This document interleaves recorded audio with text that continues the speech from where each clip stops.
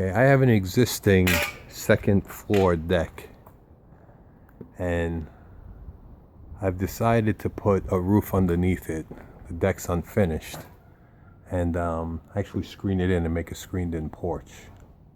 So I've already started to do some of the work, but I figured maybe I'd video some of this. Maybe it would give somebody else an idea, if it works out well for me, of how maybe to do this.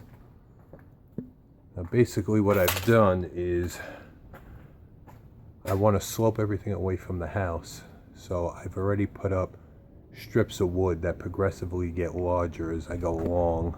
This way everything will slope from the house down to a gutter I've already installed. So that's the idea anyway.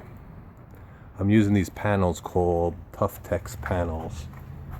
I bought them at Lowe's. There are systems you could actually buy which are actually made to do specifically this, but I think they're pretty expensive. These panels were relatively inexpensive, so I thought it might be a good way to go. I've already started to put some of them up, as you can see, and I guess we'll see how it goes, but so far so good.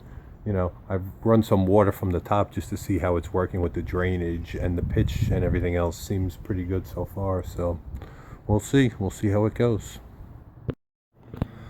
Okay, I just finished putting up the last panel for my underdeck roofing, and I think the whole thing actually came out really well.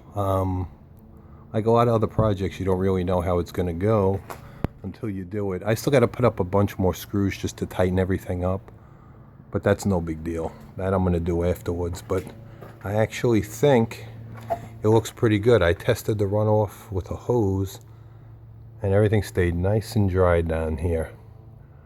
Part 2 of this is actually going to be me making a screened-in porch out of this area. I have a pretty big area, but this part's pretty good. If you're looking just to do some kind of underdecking, this is a pretty inexpensive way to go, and I think it looks pretty good.